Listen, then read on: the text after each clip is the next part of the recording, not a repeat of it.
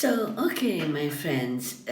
So we did now history, right? We talked about, um, you know, what is history? How is history recollected? How is history created? And so on and so forth. Its relationship with memory and calendar and the past and so on and so forth, right? The name of our course is the history of Western civilization, right? So and if you have been watching the Republican conventions by any chance, I urge you to watch it once at least. You will see that this whole notion of Western civilization, right, has come up again and again in the past few nights. Right? So, one of the things that we want to do right now is to problematize Western. What do we mean by Western? Right? What is Western as opposed to what? And then we suppose, we presume, right, since it's Western, is not as opposed to a Northern or a Southern, although we will see that that has also something to do with this whole thing, right? But it's Western as opposed to an Eastern, right? So already once you come and define your concept in these geographical terms, you call it Western, right? You are already, right, telling us something, right? You are basically telling us that this is, this is Western and it is not Eastern, right? We want to know where did this whole notion of Eastern and Western sort of came to us. How new is it? How old is it? Right? Why is it so problematic, as we will see? Right. So in order to do that, my friends, we want to start from the very beginning, right? We want to see that we want to see this Earth of ours, right? That we have right now, in the very title of the course, we are telling you what we are and what we are not, right? We are Western and we are not Eastern, right? What does it mean, right? So we begin to think, okay, on this earth of ours, right? Who first began to think, say, in terms of East and West, right? And how old, how ancient is this is, right? And in fact, whether it's Eastern or Western or Northern or Southern, right? What difference does it make? And how did these things come about? How these concepts of direction and of direction that have serious cultural implications where they're coming from. So at the very title of the course, you are telling us that we are telling you that this is a history of Western civilization. This is, therefore, it is not a history of Eastern civilization, right? So West and East, we have become very, very familiar with it. The whole notion of, amongst the notions of the other that we have created, right?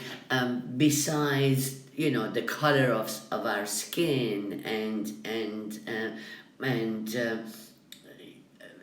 our cultures and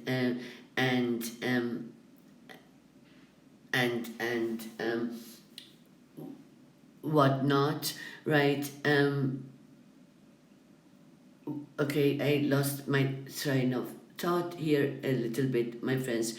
But we want to go to the very beginning. Never mind that. Right? We want to go to the very beginning. So in order to go to the very beginning, right? We want to see what it was before, right? And I've given you already a glimpse of it, right? Long time ago, right? And we will get to how long ago it was. We all know, right? We all know that the earth on which we all live, and we now consider to be made up of continents, right, through which we make another, right?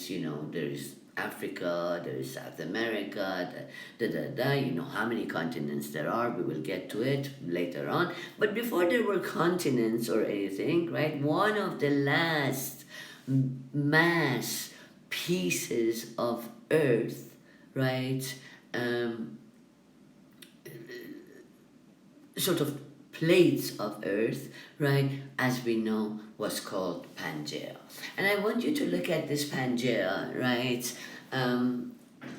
which belongs actually to the, well, millions and millions of years ago. We will get through to that, right? This Pangea, we have presumed and given them the names that you see in front of you now, right? We have now Eurasia, we have North America, South America, Africa, but of course these are the modern nomenclature that we have given these different parts of Pangea, in order for us to recognize really that we are dealing here with a jigsaw puzzle, right? In other words, if you want to think about our differences, of which there are many, right, you should also think, right, that life actually started on Pangea, right, when we were connected, right? Of course, human life, right, started in Africa, as we will see, much later, right? And as we will see, we are newcomers, actually on the plateau, right? So anyway, so Pangea, let's go and see what there is in store for us for Pangea, right? What happened, right? What happened that this Pangea broke up, right? So we see first, we see how it broke up, right? First we see how it broke up, and then we will see why it broke up, right? And then we will see it broke up to what, right? So okay, so Pangea, as you recall, right, it was one big piece of plate, right, on the surface of the earth, right, on the seas basically, right, and the first thing to crack, so to speak, of this mass land, right, is that the north, right, was separated from the south, right? So Asia, itty bitty Europe and North America, so to speak, right, divided from Africa, South America, Antarctica, India, and Australia, right? So there are these two masses that divide, that go their own ways, right? And one is called Laurasia, right, at the top of this little map that we have here, at the top of it in red, Laurasia, and then the southern part, well, now we call it southern, I'm calling it southern part, is, it just didn't mean much, right, at the time, is Gondwana land, right? Yeah. So, and when did this crack happen? 180 million years ago, right? So Pangea, the supercontinent that existed, mind you, 250 million years ago. So now, my friends, I want you to think, right? I want you to think about years of your life, right? I want you to think about the year that we have had, right? Hard year, yeah. Tremendous year, right? All over the world, right? Um, and you're seeing how long it is taking, right, for this one year because it's such a horrific year to pass, right? But I want you to compare that one year, right, to 100 years, right? A good, say, lifetime, right? 100 years. Then I want you to consider 1,000 years, right? I mean, 100 years, consider 500 years, right? Consider 1,000, and go forward, go on like that, and then consider 1,000,000 years, right? And consider 1,000,000 years. What is 1,000,000 years? How can you even conceive of 1,000,000 years, right? So now go to 250 million years ago, right? Okay. So 250 million years ago. And we will see that even 250 million years ago, yeah, is not as late as we can go, right? As back as we can go, right? So we get these planets begin to go their own ways, right? And then you see 135 million years ago, then there's a crack between North Africa and Asia and Europe, and you see the ways in which they are moving, and we will consider how these are moving what causes them to move in a second, right? And you see that in the north you have Asia, Europe, North America, and you see that all of a sudden in the south you get South America, Africa, and Arabia, right? This extension that is coming out of Africa. And I want you to pay attention to the southeast corner of Africa and see that little piece of land that is connected to Africa that becomes Madagascar later on, right? And you see India, Australia, and Antarctica, right, going each their own ways 135 million years ago, right, until we get the world that is today, the continents as they are ostensibly today. And we will see why I say ostensibly, isn't our map the way it looks, right? Are we being cheated even with that, right? Let's see. Let's proceed and see what's going on, right? So finally, we get our continents, and we will get into what it is that we will begin to talk about continents in a second, but I want you to now consider the following: what made the movements, so to speak, of Pangea. So I want you to consider on this picture that we have in front of us, right, a diagonal cut of Earth, right? You see in the lower parts of it, you see that that is the inner core of Earth, right, in white.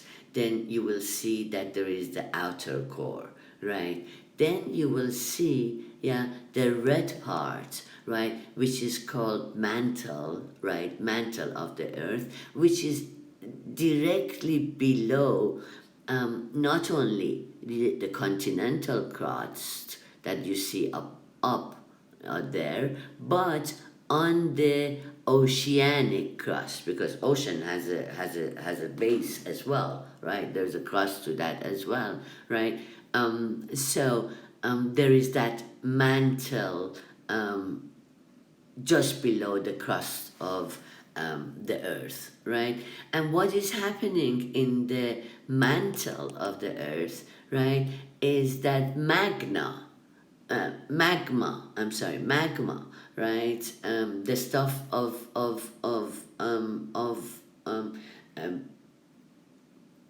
volcanic eruptions and whatnot.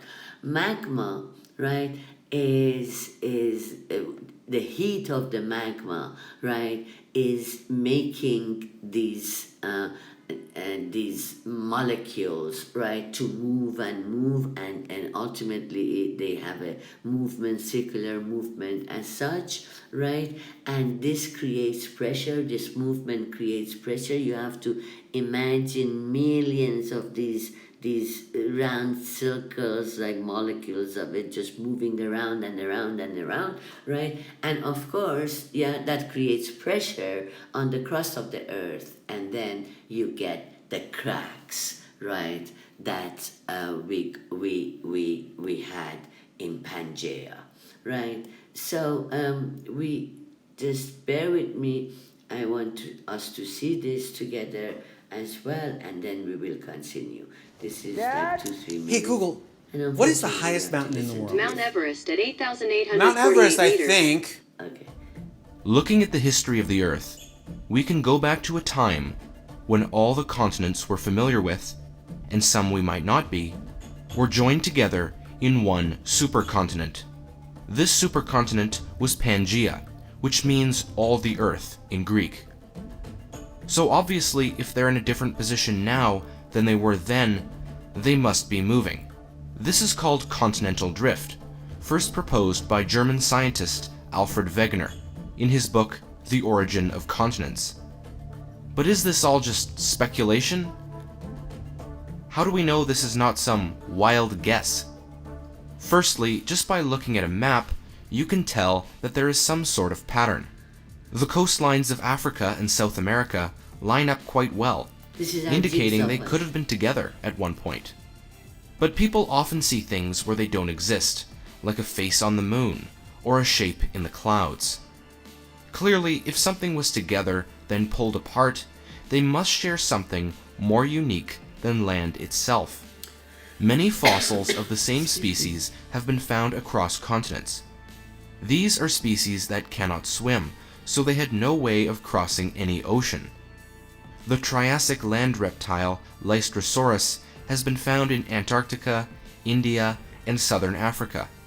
Lystrosaurus definitely did not know how to swim an entire ocean. Fossils are not the only things to extend across continents. The Appalachian Mountains of the United States, for example, continue into Ireland and Scandinavia. When rocks are formed, certain minerals inside the rock point to the magnetic north. Over millions of years, the magnetic poles change significantly, which allows scientists to compare samples and tell which way the continents were before. All of this should be pretty convincing, but what was the accepted theory before continental drift? When faced with the issue of the same animal being separated by an ocean, people thought, hey, there must have been a land bridge. Now there are some very real land bridges, like between India and Sri Lanka up until 1480, and the Bering Land Bridge up until almost 17,000 years ago. But these other ones were quite wild, like one from Brazil to South Africa, from Central America to Japan, and many others. These supposed land bridges must have been tall enough as the deepest part of the ocean and wide enough not to collapse.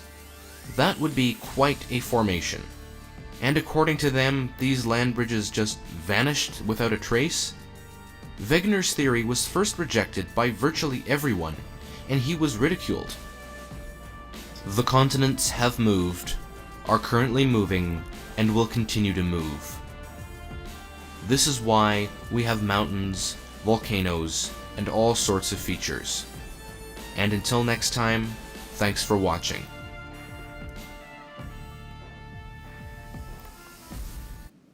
Okay. Yes, my friends, thanks for watching. Thank you for your video. Okay, so we sort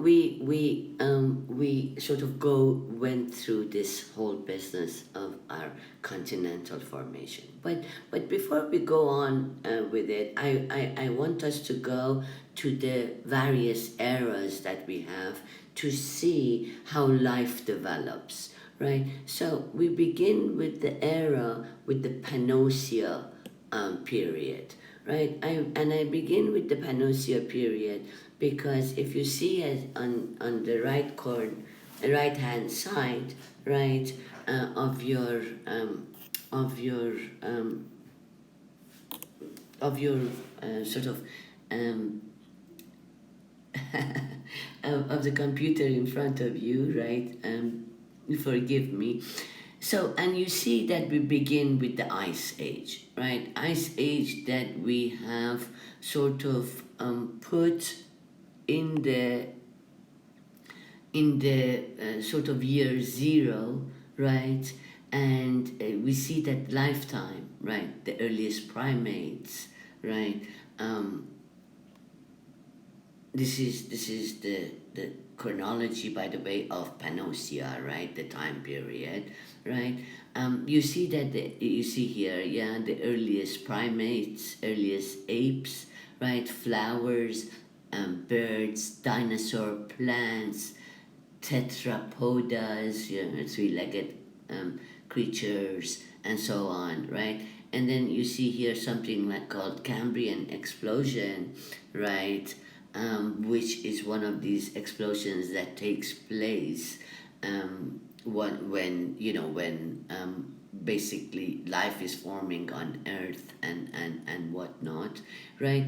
And you see that you come from the Ice Age, you come forward, right? Because you want to get to our time. When was it then in order to become us, right? 490, right? 490 million years ago, right?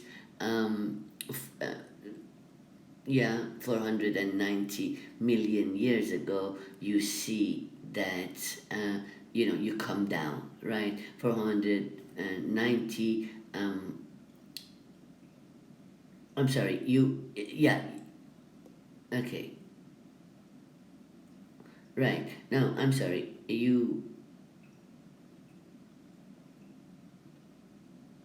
okay, wait, something happened here that I lost the train of my thought once again.